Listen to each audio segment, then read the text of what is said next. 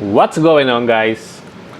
It's your boy Ajen back again for another Alchemy Stars video, and for today I will now be presenting to you my updated fire tier list.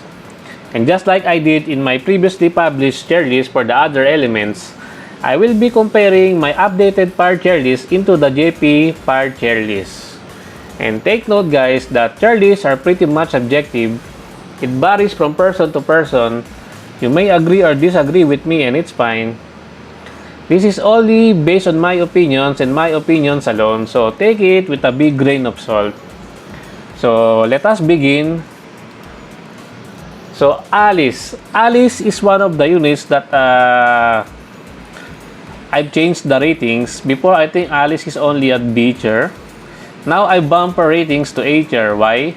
Because even if Tour picks her skill set, her skill kit, Alice is still pretty good as your dedicated healer, albeit she is a budget dedicated healer if you don't have Nobio. That is why I put Alice at MBT at A tier.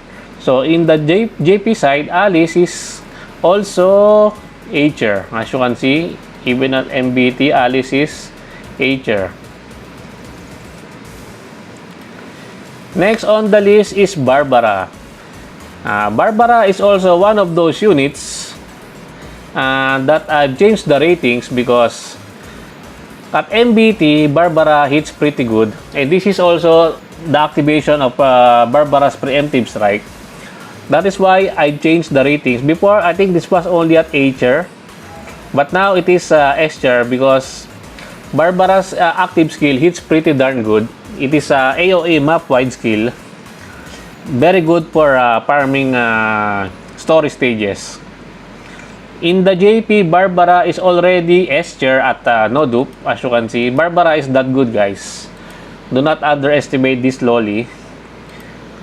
Not only is she kawaii, she is also pretty good. Next, Benny and Kuro. No changes here in my list. S tier at MBT. I've compared Benny and Kuro to Rouge and Cordy in my previous DPS Showdown showcase.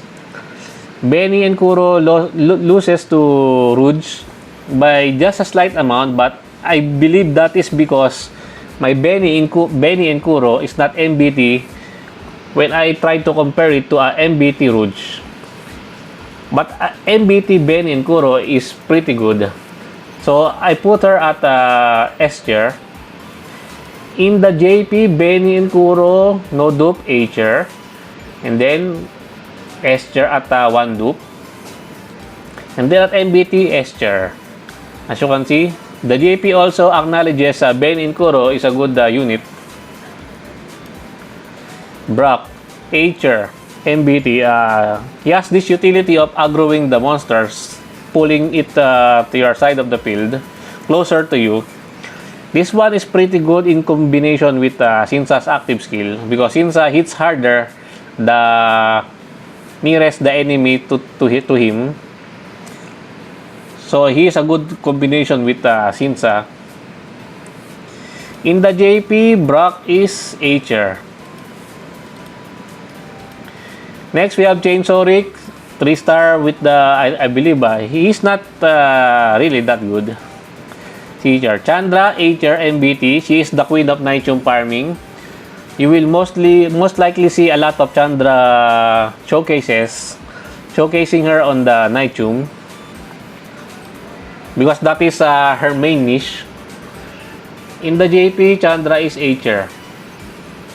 Okay, A tier also. Next, we have Charon. One of the best unit for role compression, in my honest opinion, because Charon is a big nuker. He is a very good DPS with diagonal attacks. He can push or pull. He can tile reset, which is pretty darn good for a DPS unit like him. So BT0, because this does not have a preemptive strike. First dupe is the preemptive strike, which makes him SS tier for me.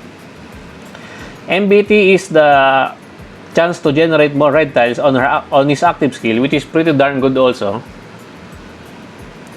In the JP, Charon is SS, SS, SS. He is that good, guys. Next, Cordy, Esther at MBT. She's kind of weird, but the fact that you really don't need her breakthroughs to fully utilize Cordy's kit. The only thing that is holding her back is that there are a lot of good fire detonators in the fire team. If you will see here, all the top detonators are Esther, are the 6-star units, and we have already 3 here. Charon, Sinsa, and Gram. And if you have one of them, you're probably not gonna use the 5-star detonators anyway. So yes, Cordy is H-tier. Still H-tier at the JP side. But mine, I rated her as a S-tier because she has this debuffs that makes her worthy for MBT S-tier. Next on the list, we have IC and Faust. They both have the same ratings because they are mostly look-alike, but IC is more better than Faust, in my honest opinion. Because IC can pseudo heal and can also hit pretty good, pretty decent numbers. And yes, Faust is also, Faust and IC here at SS, Max BT, SS, SS. Those are the OG portal converters. They won't get old. They will still be pretty much at the top of the rankings because they are that good. Next on the list, we have Prospire. Prospire is one of the units that I've raised the ratings because MBT Prospire hits pretty good. Prospire is only what do you call this, underwhelming if you will compare Prospire to the other legendary Aurorians, because out of the 4 legendary Aurorians, Prospire is bottom tier out of those 4. But if you will compare Prospire to other 6-star units outside the legendary Aurorians, she is pretty decent. That is why I gave her the S-tier rankings at max breakthrough. If you will see here in the JP, Prospire is no dupe, H-tier. BT3, H-tier also. But MBT, I believe Prospire. Oh, see? Prospire is S-tier at the MBT. So, if you're gonna main Prospire, you should MBT her and level her to 80, and then you will see a very good damage from her. Next, we have Genevieve, A+ SS. The first dupe is the Preemptive Strike, which is pretty darn good. Unlocking the Preemptive Strike for every unit is pretty darn good. Just take note on that one. Genevieve is H-tier here in the JP. At max BT H-tier. She is kinda jack of all trades. She can buff your chain combo damage. She is a teleporter with a restricted range, and she can pseudo heal. Next on the list, we have Gram. Gram is one of the best detonators in the fire team. As you will see here in the JP side, Gram is already SS even without dupes. That is how good he is. He is a DPS with teleport utility, and we all know that teleport utility is pretty darn good, especially if it is attached to a DPS unit, just like Gram. Next, we have Isban. I've rated Isban's to S+ now. Before it was SS, but I bumped him now to S+ because I am hoping that maybe Toru will also release a 6-star double chainer, just like Florid in the Thunder. But until then, Isban will still stay at the top. So his rating is still pretty nice, S+, almost broken tier. In the JP, Isban is S tier. As you can see here, S tier. Even without dupes, Isban is S tier.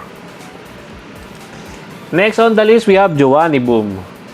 They are tile resetter, 4-star tile resetter. MBT, A tier. In the JP, Giovanni Boom is also A tier. Even at MBT, A tier. Next on the list, we have Jonah. I bumped Jonah's ratings to S before this was A+. Because I tested her out by using friend support. I don't have Jonah in my box. That is why I tried to use her as a friend support. And I'm convinced that Jonah hits pretty decent. So I bumped her ratings to S tier. In the JP, Jonah at no dupe, A tier. We have the same. And then S tier at first dupe, preemptive strike. Next we have Leona. Leona is the fire version of Vice. But I think Leona has this burn debuff. So I've rated her at A+. In the JP, I saw that Leona is S tier. As you can see here, SSS. Maybe because of the burn debuff. That is why. That is my assumption. Next, we have Magia, the fire cross-tile converter. At no dupe, pretty much a mediocre unit. With one dupe, she is usable. With MBT, she becomes OP. All cross-tile converter with preemptive strike are pretty much OP in this game. And it is what it is. As you can see, Magia A tier with no dupe. S tier with one dupe. MBT SS tier.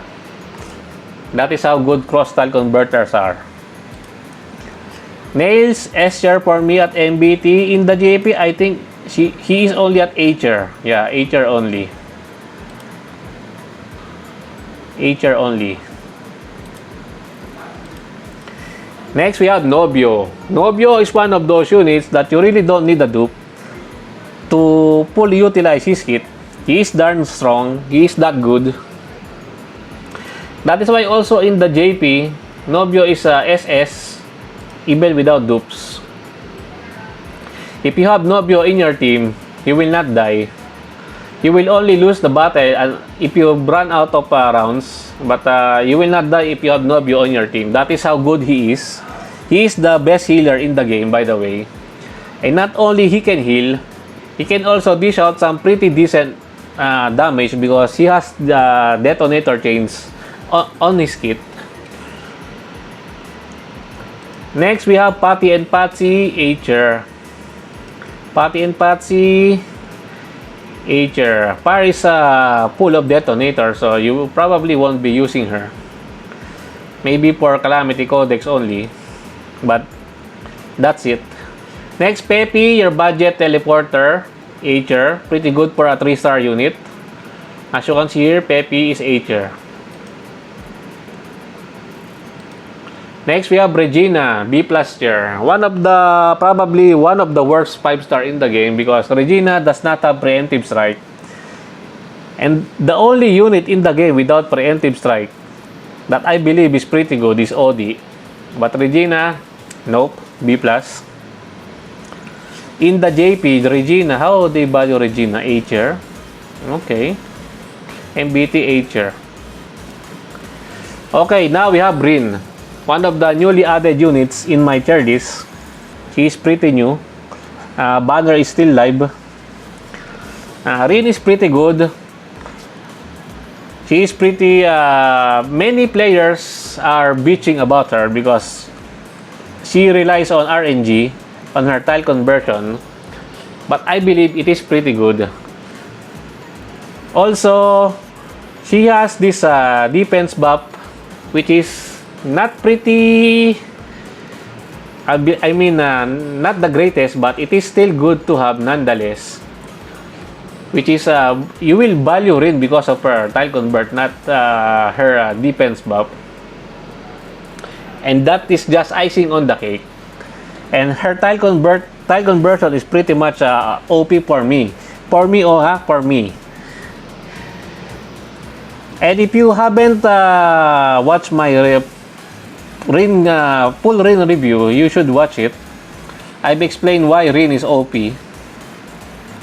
In the JP, I believe Rin is only S tier, as you can see here, even at MBT. My assumption is that the JP side things don't value units with kit that relies on RNG. That is my assumption on this one. Next, we have Rouge. Probably the best welfare unit as of now. S tier for me. In the JP also, Rouge is S tier. I made the DPS Showdown showcase between Rouge, Cordy, and Benny and Kuro. So you should check that one out.